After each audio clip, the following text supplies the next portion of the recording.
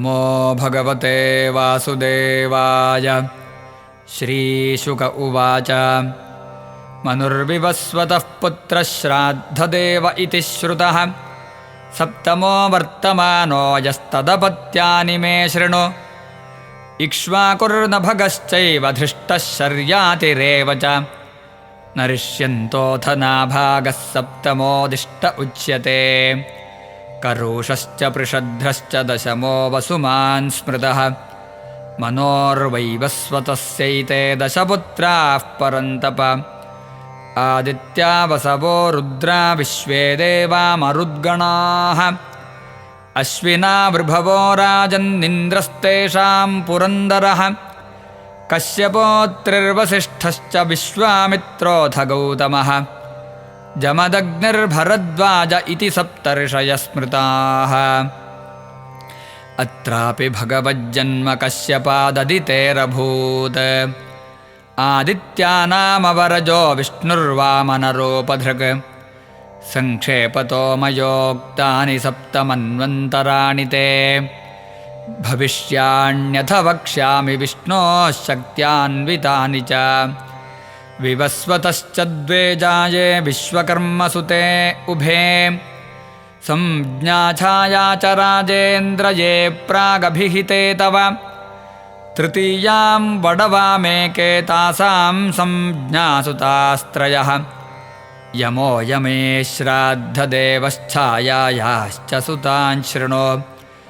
सावर्णिस्तपती कन्या भार्या संवरणस्य या शनैश्चरस्तृतीयो भूदश्विनौ वडवात्मजौ। अष्टमेऽन्तर आयाते सावर्णिर्भविता मनुः निर्मोकविरजस्काद्याः सावर्णितनया नृप। तत्र देवाः सुतपसो विरजा अमृतप्रभाः तेषां विरोचनसुतो बलिरिन्द्रो भविष्यति।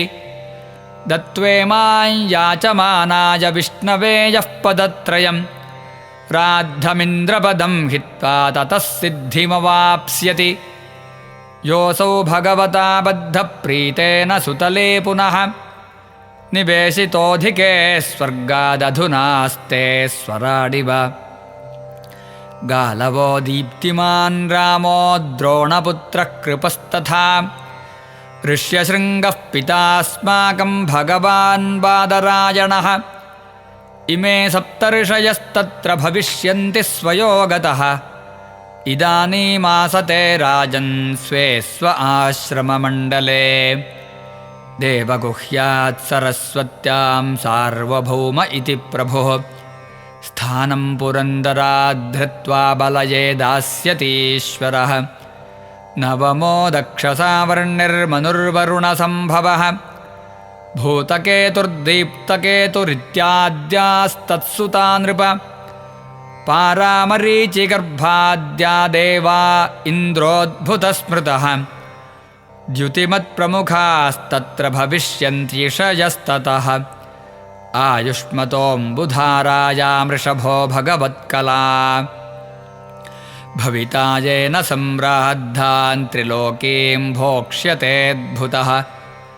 दशमो ब्रह्मसावर्णिरुपश्लोकसुतो महान् तत्सुता भूरिषेणाद्या हविष्मत्प्रमुखाद्विजाः। हविष्मान् सुकृतिः सत्यो जयो मूर्तिस्तदाद्विजाः। सुवासनविरुद्धाद्या देवाः शम्भुः सुरेश्वरः। विश्वक्सेनो विशोच्यान्तु शम्भोः सख्यं करिष्यति।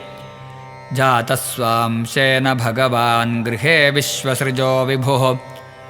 मनुर्वै धर्मसावर्णिरेकादशम आत्मवान् अनागतास्तत्सुताश्च सत्यधर्मादयो दश। विहङ्गमाः कामगमा निर्वाणरुचयः सुराः। इन्द्रश्च वैधृतस्तेषां ऋषयश्चारुणादयः। आर्यकस्य सुतस्तत्र धर्मसेतुरिति स्मृतः। वैधृतायां हरेरंशस्त्रिलोकीन् धारयिष्यति। भविता रुद्रसावर्णी राजन् द्वादशमो मनुः। देववानुपदेवश्च देवश्रेष्ठादयः सुताः ऋतधामा च तत्रेन्द्रो देवाश्च हरितादयः ऋषयश्च तपोमूर्तिस्तपस्व्याग्निध्रकादयः स्वधामाख्यो हरेरंशः साधयिष्यति तन्मनोः अन्तरं सत्यसहसः सूनृतायाः सुतो विभुः मनुस्त्रयोदशो भाव्यो देवसावर्णिरात्मवान् चित्रसेन विचित्राद्या देवसावर्णिदेहजाः देवाः सुकर्मसूत्रामसंज्ञा इन्द्रोऽधिपस्पतिः निर्मोकतत्त्वदर्शाद्या भविष्यन्त्रिषयस्तदा देवहोत्रस्य तनय उपहर्ता दिवस्पतेः योगेश्वरो हरेरंशो बृहत्यां सम्भविष्यति मनुर्वा इन्द्रसावर्णिश्चतुर्दशम एष्यति उरुगम्भीरबुद्ध्याद्या इन्द्रसावर्णिवीर्यजाः पवित्राश्चाक्षुषा देवाः शुचिरिन्द्रो भविष्यति अग्निर्बाहुः शुचिः शुद्धो मागधाद्यास्तपस्विनः सत्रायणस्य तनयो बृहद्भानुस्तदा हरिः वितानायां महाराजक्रियातन्तून्वितायिता राजंश्चतुर्दशैतानि त्रिकालानुगतानि ते प्रोक्तान्येभिर्मितः कल्पो युगसाहस्रपर्ययः इति श्रीमद्भागवते महापुराणे पारमहंस्यां संहितायाम् अष्टमस्कन्धे मन्वन्तरानुवर्णनं नाम त्रयोदशोऽध्यायः। सर्वत्र गोविन्दनामसङ्कीर्तनं गोविन्द गोविन्द।